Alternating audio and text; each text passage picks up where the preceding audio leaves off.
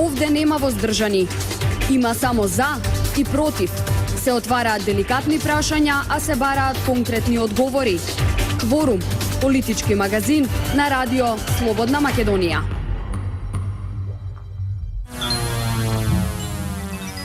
Добар ден, почитувани слушатели, јас сум Бојана Димитриевска. Во денешниот кворум тема мали партии, големи коалиции. Ја научија ли малите партии лекцијата од минатите избори, кога некои не усвоија ниту еден пратеник? Дали и на овие парламентарни избори ќе се повтори речиси истата слика од минатите избори и повторно ќе има десетици илјади попусто потрошени гласови? Мој соговорник на оваа тема е лидерот на Либералната партија Ивон Величковски, кој во претходниот парламентарен состав беше пратеник, а денес неговата партија нема представници во законодавниот дом. Добар ден и добре дојдовте. Добар ден, добре ве најдов, благодарам за поканата. Господин Величковски, избори се најавени за 11 декември. Како ќе настапи Либералната партија, самостојно со своји партиски листи или пак како дел од некоја голема коалиција? Нашите планови од минатата година се самостоен настап, затоа се подготвувавме практично од 11-тиот конгрес на 26 април 2015 година. Тоа го обзнанивме минатата година на прославата на 25 годишнината од партијата. За сега немаме некаков контакт кој што би ни сугерирал дека треба да идеме поинаку или дека има можности за поинаков вид на настап. Бевте еден пратеник, како што споменав, во претходниот парламентарен состав од Либералната партија. Не можевте да смените многу во носењето на одлуките, но колку се слушаше вашиот глас од собраниската говорница? Мислам дека се слушаше доволно, би рекол недоволно за да се промени нешто во гласањето на пратениците кои веќе беа определени, така да кажеме, и партиски обврзани за одредени ставови решенија, но мислам дека таа дебата и понудените решенија го побудија и вниманието на јавноста и интересот на јавноста за решенија кои што се алтернативни од така да кажеме дневно популистичките класични борби меѓу двата блока. Така бевте прилично интересен пратеник со своите говори кога ќе се појавевте на собраниската говорница. Интересни говори имавте, бидејќи ја следав работата на законодавниот дом и на пратениците. Колку ви недостасува денес тоа? Можам да признам дека парламентарниот состав од 2014 всушност и не може да биде земен како репер. Ако гледаме реално, денес Либералната партија е по-видлива, по-слушана, по-забележена и повеќе се земаат во предвид на изините размислувања денес во услови на ваква дисторзија после 2014 година. Знаете дека изборите ние не ги признавме заради сето она што беше нотирано како слабости, како недоследности во изборниот процес, како притисоци и така натаму. Истовремено тоа ни овозможи да излеземе со една платформа која што денеска во одредени форми веќе го доживува и своето реализирање. Ве подсетувам дека во октомври, значи за 3 дена, практично ние ќе имаме 2 години од како сме објавиле таа платформа, зборувавме за неколку решенија. Прво за потребата од формирање така наречена концентрациона влада. Системот на техничка влада сега е малку поинаков. Мислам дека тој беше адаптиран само за потребите на пажинските подписници. При тоа сметавме дека таа мора да има доволна политичка поддршка во собранието, значи таа мораше да ги има внатре, да содржи повеќе партии и всушност нашето барање беше Груевски и неговите соработници да не бидат во неа, како еден од изворите на кризата. Истовремено предлагавме да има влада која и транзициона влада и транзиционен парламент, кои што ќе ги нивелираат разликите во законодавството и ќе овозможат прво и основно намалување на овие тековни триења и тензии, а второ ќе овозможат вистински амбиент за парламентарни избори. И конечно, нашиот предлог беше реституцијата на имотот да се врши паралелно со еден судски и правосуден процес, во кој мора да се види кој што правел, врз основа на, потоа видовме, значи врз основа на тие прислушкувани материјали и врз основа на она што се слушна во јавноста, дека многу се случувало.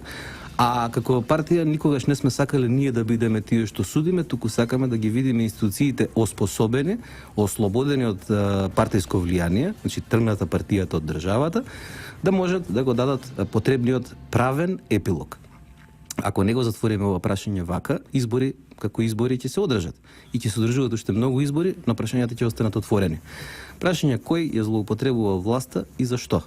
Како е вршен притисок и за гласање, но и во економски, во политички процеси и така натаму, за да дојдеме во оваа ситуација.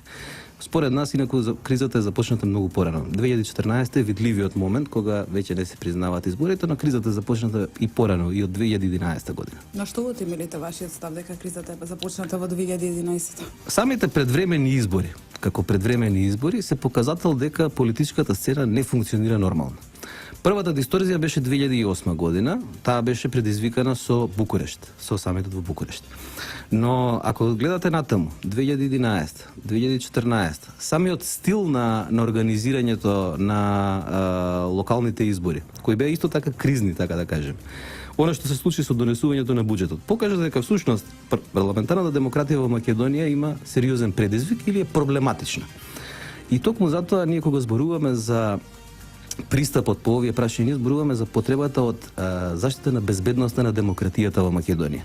При тоа не зборуваме само за странски влијанија, не знам, регионални состојби, кризи и така натаму. Ние зборуваме за темелот на демократијата, која е и плуралистичко општество, но и одвоена држава од партија. И, ако сакате, одвоена општина од партија.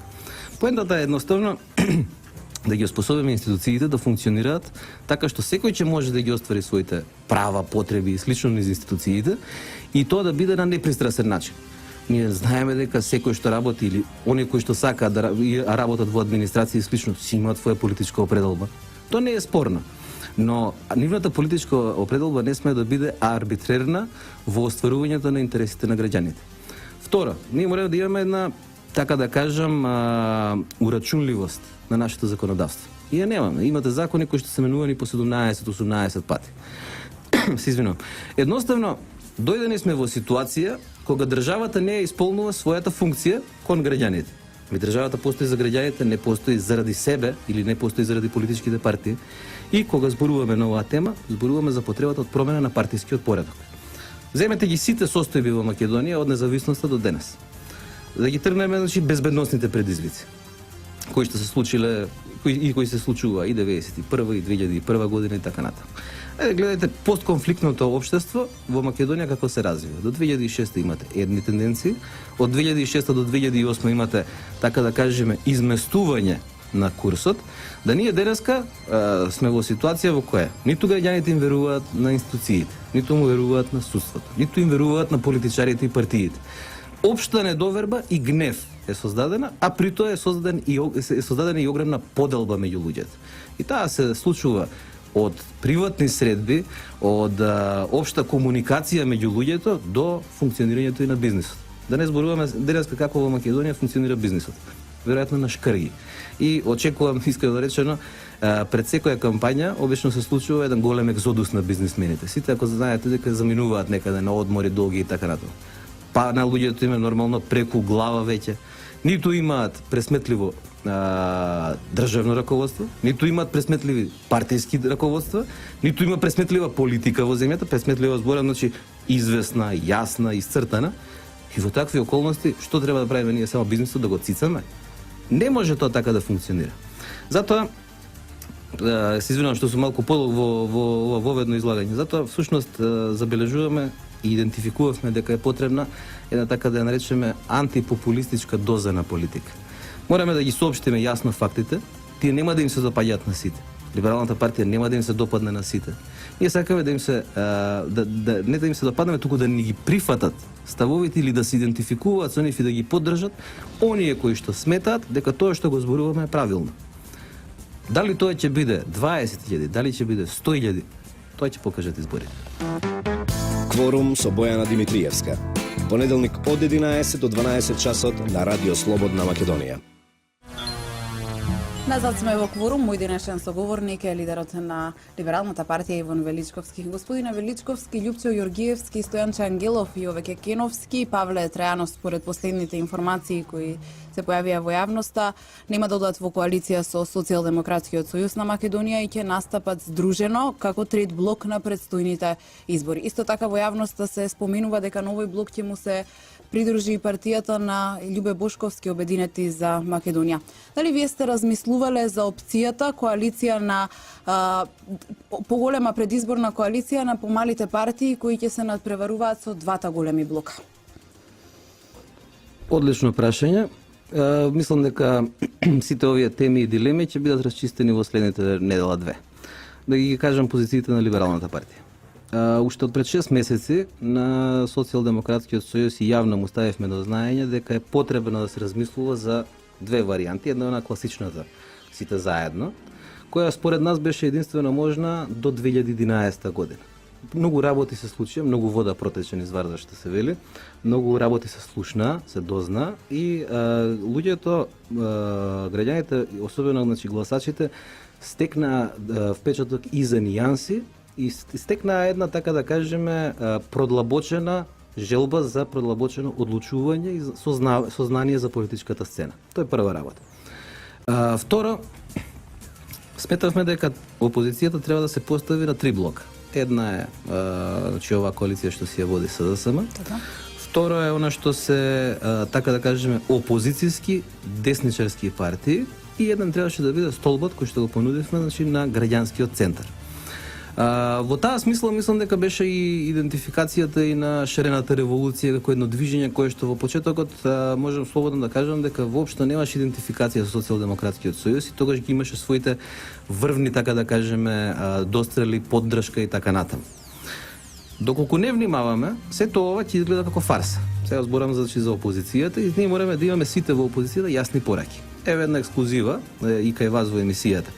Да речеме, според Либералната партија, тоа треба да биде договор, точка на договор, меѓу сите опозицијски партии, дека после изборите нема коалицирање со Груевски. Уште еднаш ќе го кажам. После изборите нема коалицирање со Груевски. Ќе ме прашате зошто. Дали овие избори имаат за цел да решат нешто, да извадат чист политички резултат, или не? Да се надеваме дека имаат. Ако имаат, ќе се согласи и Социјалдемократскиот сојуз, и десничарските партии, и центристичките партии и слично. За да можеме после тоа да не одиме на пржино 4, 5, пржино 8 и така натаму, за да не ја продлабочуваме кризата. Ако на таа точка се најдеме сите и се согласиме, тогаш за Либералната партија таа е чиста. Тогаш можеме да зборуваме за каков тип на победа и за кои принципи после треба да разговараме. За да бидеме фер кон гласачите. Значи јас тоа сум го кажал фактор, да речеме фактор 100. Ако ние имаме 100.000 или фактор 10 ако сакате, имаме 10.000 како сакате. Кога ќе одат во коалиција со друга партија, факторот 10 може да стане фактор 8, може да стане фактор 12. Односно, зависно од искуствата на гласачите со некој од коалиционите партнери, тоа може да даде добар резултат, може да даде и полош резултат од очекуваното. Знаеме многу спојувања кои што се случиле, во кои 1:1 дали 1,58. Тоа е во рамките на политичката математика. Но политичката математика мора да биде заснована на принцип. Принципот е јасно да се знае кој за што е. Јасно да знаеме во што сме согласни, во што сме договорени дека не сме согласни. Тие точки натаму овозможуваат да ние ги адресираме своите гласачи или да ги адресираме воопшто граѓаните, така што ќе знаат зад кого, зашто и на колку време застануваат. Значи, може, пример, ќе збораме сега за даночна политика. Еве, ние во даночната политика, да речеме, сме различни од социјалдемократите. Тие се за прогресивен данок, ние го поддржуваме рамниот данок, бидејќи тоа е една мерка која што сметаме дека е корисна. Треба да се најде точка на разбирање. Зборувам, значи, сега хипотетички. Во ред, треба да се пополни буџетската дупка, треба да се приберат повеќе средства. Добро. Колку време прогресивното доначување ќе трае и после колку време ќе направиме пресек да знаеме што се ефектите од тоа. Какво е влијанието врз граѓаните, какво е влијанието врз бизнисот, како се трошат прибраните средства, бидејќи е некогаш и прашање на приоритет, не само на прибирање на средства. И потоа да се знае таа чиста политика, оние кои што ние сме ги адресирале, да знаат да бидеме ние пресметливи. На крајот на краиштата да не се лажеме. Овде 25 години кој како стигна, не ја кажува вистината, ако е многу грубо да се каже лажеме. Затоа, еве да речеме, значи го поставам ова прашање. Инаку нас целта не ни овој буџет да остане, бидејќи сега гледам субвенции на сите страни фрчат. Сите ги нудат. Еве ние имаме поинаков пристап. Ние сме да го ограничиме субвенционирањето. Сме стигнале до одреден степен и сметаме дека буџетот натаму не треба да се шири. Нашата цел е после еден мандат на влада во која ќе учествува Либералната партија, буџетот да се врати на 2,9 милиарди. Зошто? Повеќе пари во собранието. Се извинувам, во буџетот. Не се собранието. Да ги враќаме мерките така што ќе се овозможи да субвенциите додат по произведена количина, а не само по површина во земјоделството. Исто така, да внимаваме каде ги трошиме средствата, да речеме, не знам, јавен превоз ќе бил, еден вика 4 дена бесплатен, други вика 7 дена бесплатен. Извинете, ние сметаме дека нема зошто Гевгелија или Охрид да го субвенционира јавниот превоз во Скопје. Ова е се дел од вашата предизборна програма? Да, и таа е достапна година дена на нашиот вебсайт. И затоа сите оние забелешки кои ќе ги чујам, немате програма, само велам ЛПУРГМК. Видете натаму. Значи, поентата е да се вратам назад на коалицирањето, да не го избегнам вашето прашање. Се извинувам, малку сум поекстензивен. Не е работата само ние да си седнеме математика, да си направиме и некој од нас да се вработи како пратеник.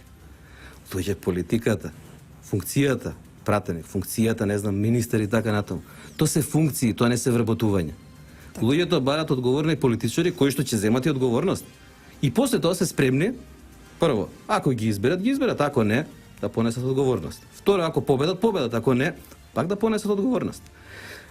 Јас бев во 2011 прашан, дали си задоволен од тоа што си пратеник?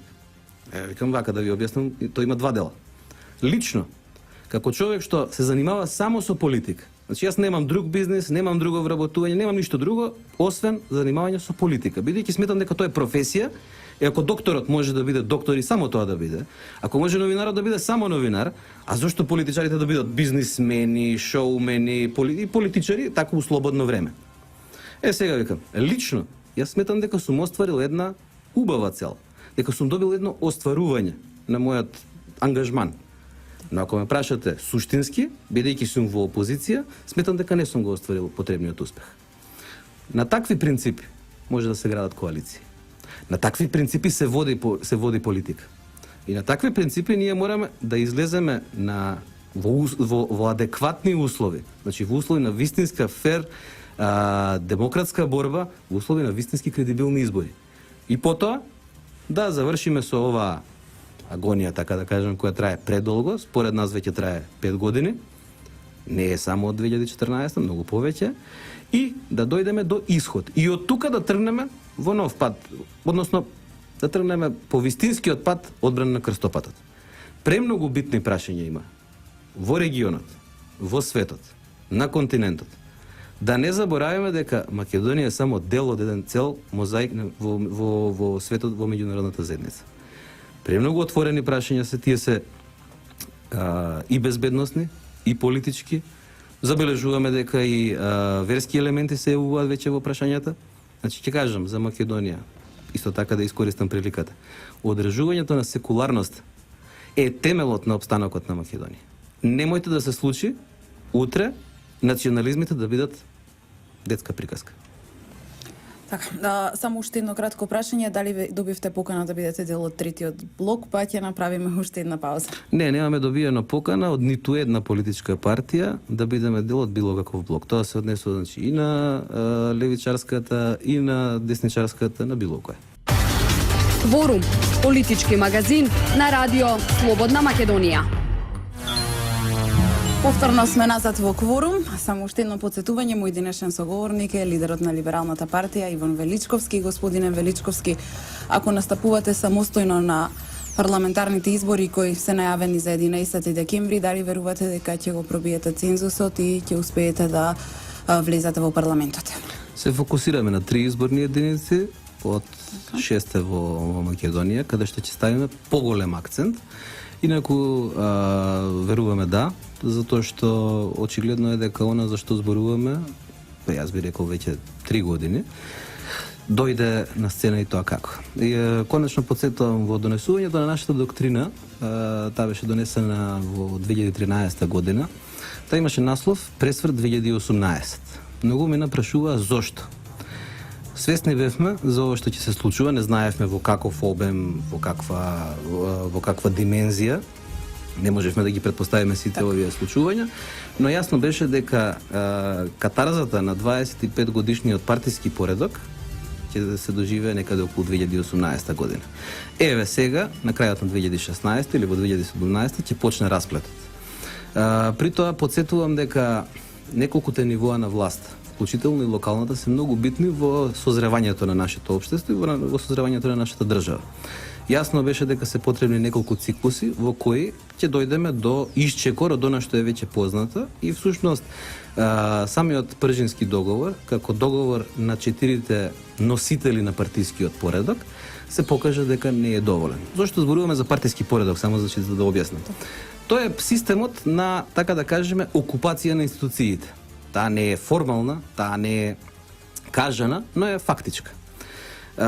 Сите политички партии, 4, зборувам, големи, се обидува да изградат системи кои ќе бидат поголеми од државните институции. Затоа државните институции се парализирани. И се покажа дека тоа ја подјадува субстанцата на економијата, на политичкиот систем. Затоа сега и многу други прашања почнуваат да се уфрлаат. И тоа обично секоја спротивставената страна ги уфрла во име на другата. Заради тоа и доаѓаме до многу интересни избори, кои ако продолжи вака, за жал нема да донесат епилог на кризата, туку ако се изборите на 11 декември, на 12 почнува новата фаза на кризата, без оглед на епилогот. Затоа и инсистиравме на чисти решенија. И затоа ја уфрливме, значи ја дадовме оваа јавна понуда да се декларира дека ние немаме намера натаму низ разни политички договори да одиме во одржување на состојбата, во некаков статус кво. Напротив, сега треба да ги искористиме сите можности кои што се стави на располагање. Да речеме, во делот на специјалното јавно обвинителство, да го оставиме да си работи, да му ги овозможиме законските услови, да биде што поуспешно. Значи да се донесат и законите за измените на законите за заштитени сведоци, да се продолжи мандатот. Затоа што кај нас во овој период е создавана атмосфера во која низ институциите и низ злоупотребата на власта е влијаено во многу сфери. Сите се држат до она што е слушнато. Јас сакам да поставам неколку прашања, едно суштинско за мене да речеме, во делот на економијата. Како мора да слушнеме низ тие разговори. Како е димензионирано работењето, да речеме, на македонската берза во одредени години? Како е можно сите светски берзи да паѓаат, а во Македонија берзата да расте? И зошто? Со политичка одлука, но за чии интереси? Да ги отвориме и тие прашања. Бидејќи оној што го контролира капиталот и институциите, на крај контролира се. Нас не ни треба Македонија во која една фамилија, партија, не знам, групација ќе контролира се. Тоа никаде не функционира. Втора работа. Ајде да ги расчистиме веќе овие тези на теории на заговор против Македонија. Сите велат кој прислушкувал. Ајде да кажете кој прислушкувал конечно. Ајде да видиме и при тоа да си објасниме зошто нашите служби, раководени во тој период од ВМРО до ДПМН, не биле успешни во спречувањето некој друг да слуша ако е некој друг. Или, уште подобро, како што јас верувам, зошто слушале нашите служби? Зошто ги интересирале нашите разговори? Јас да речеме во делот на тие односи кои што сум кажал, кои ќе ми речат ај немој по телефон. Значи луѓе, ние не сме некоја тајна ќелија. Тоа што денеска ќе го договориме по телефон, утре ќе го слушнете на пресконференција, во изјава ќе го видите во активност. Но очигледно други интереси постоеле. Очигледно други процеси терала власт. Заради тоа сметаме дека ова мора да се расчисти до крај и да не се повтори. Ние веќе мислам трета афера на прислушкување. Она што и натаму битно е да ги реформираме службите. Односно, политиката мора да го реформира законодавството. Службите ќе се реформираат од експерти, нема јас да ги реформирам, нема вие да ги реформирате.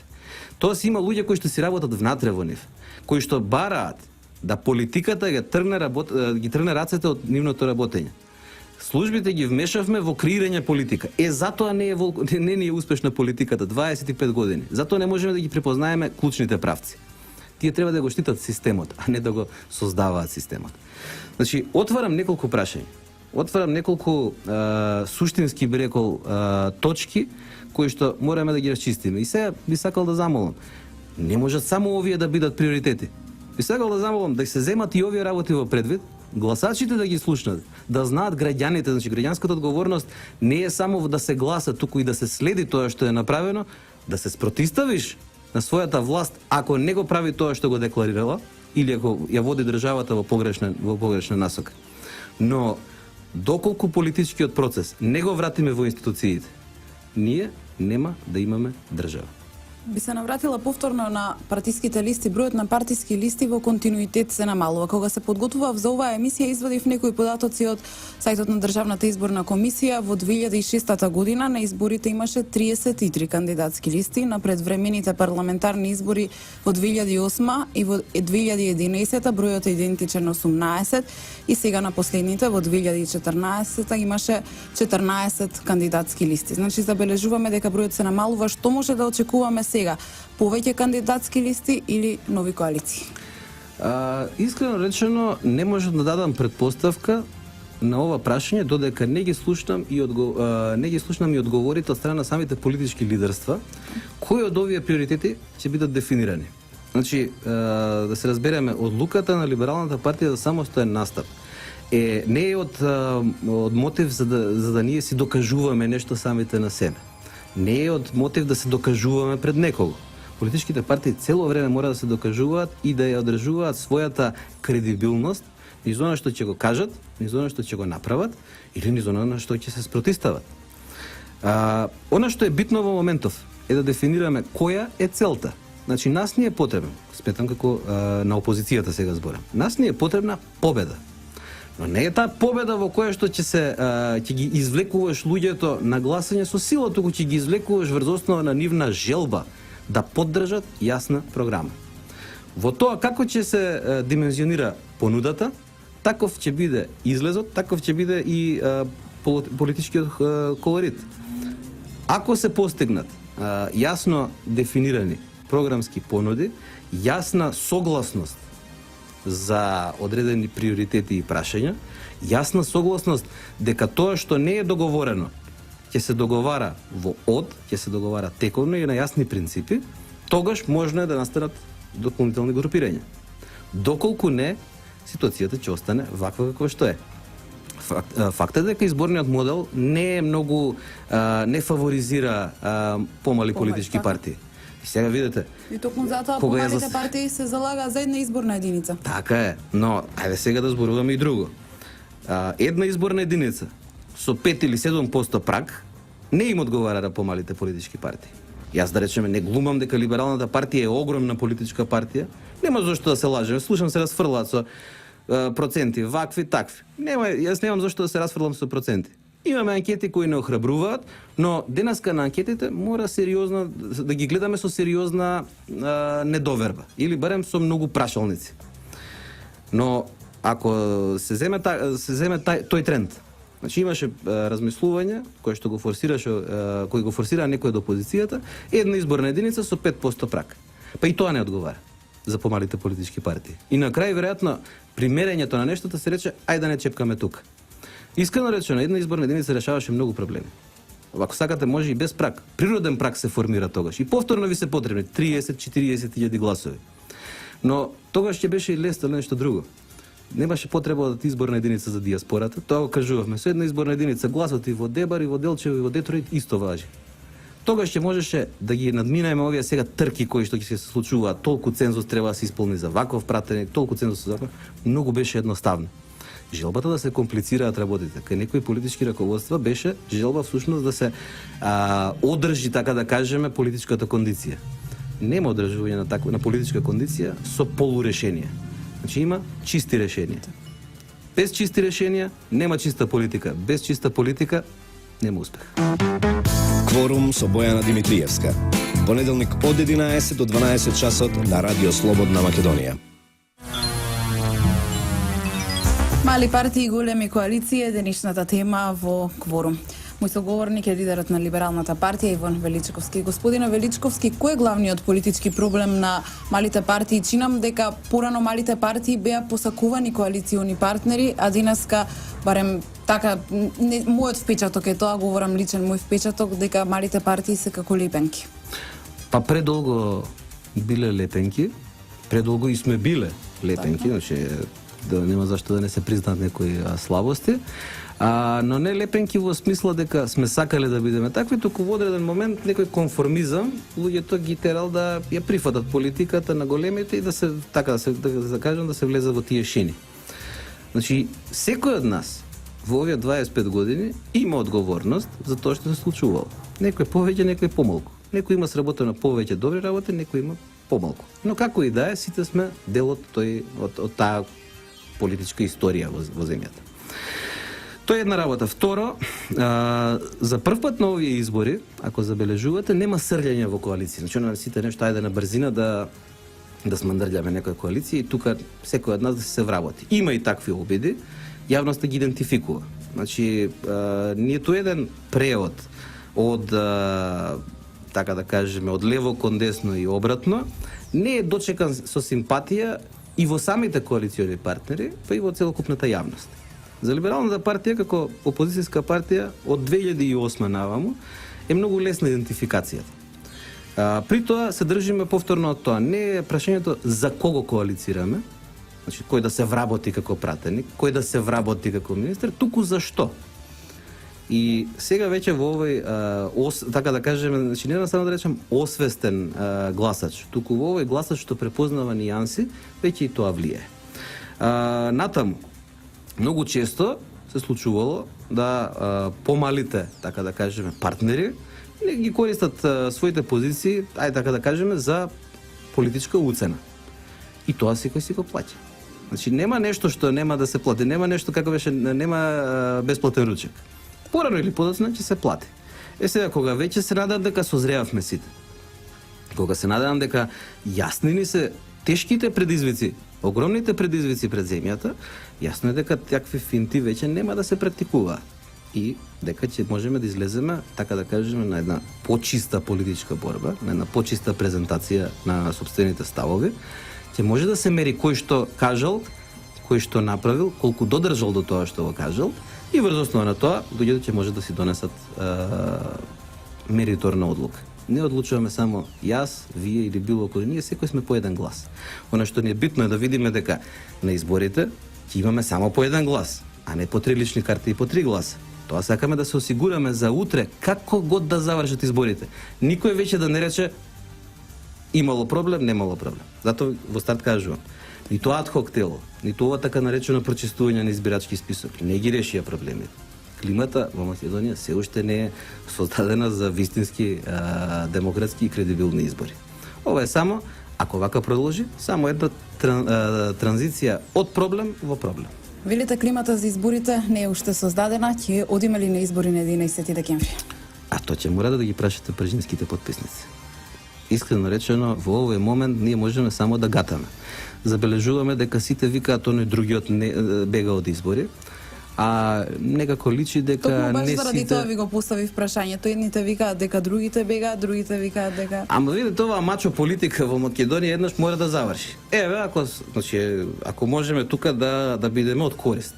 Еве, ние сметаме дека нема да се постигнат условията за вистински демократски и кредибилни избори, и тоа од неколку причини. Поред овие што ги напоменав. Значи, така наречено, нели, мониторирање, овој производ од пржино 3, или не знам, така наречено прочистување на избирачки список, во кој Државната изборна комисија го доставила прочистениот список до подписниците на пржино. И па тогаш Државна изборна комисија си е на подписниците на пржино. Таа не може да одлучува за мене. Таа не ја чувствувам како мериторен орган кој што ги застапува интересите на сите граѓани. Едноставно, доаѓаме до ситуација кога мораме да се соочиме со она што е фалшливо одработено, кое што било нешто направено колку да се затвори едно прашање.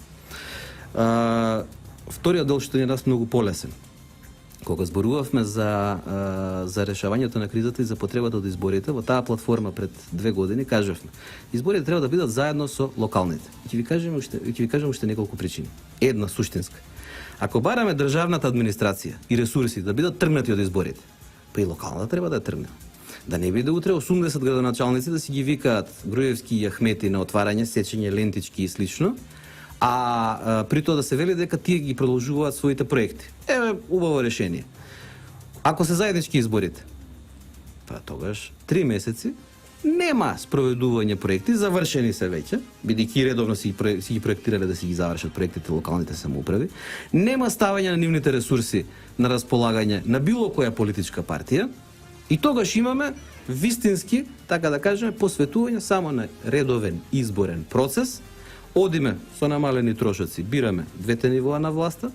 Очигледно е дека резултатите не може да бидат проектирани веќе со сигурност овој победува с гази или оној победува с гази, напротив, ќе имаме простор за многу смирување, така да кажеме, на политичката сцена. Многу локални моќници ќе мора да ја заборават својата моќ и всушност ќе влеземе во етапа на многу по-мирни, по-убави услови, за демократски услови, демократска атмосфера за избори. Тоа биле причините зашто ние 2 години го застапуваме ова мислење. Пржинските партнери се договорија нешто друго. Сега затоа прашајте ги нив. Така ви благодарам за денешното гостување, тука мора да ја завршиме денешната емисија. Благодарам за можноста, за прв пат во овие 3 години, 4 на Радиото Слободна Македонија, да бидам ваш гост. Се надевам дека повторно ќе бидете дел од програмата на Радио Слободна Македонија. Вам, почитувани слушатели, ви благодарам што не следевте со внимание. Денеска е 3 ноември 2016 година. Политичкиот магазин Кворум е во продукција на Радио Слободна Македонија. Автор и водител Бојана Димитриевска, техничка реализација Дине Вучков и Далибор Зафировски. Пријатно до слушање. Овде нема воздржани. Има само за и против. Се отвараат деликатни прашања, а се бараат конкретни одговори. Кворум, политички магазин на Радио Слободна Македонија.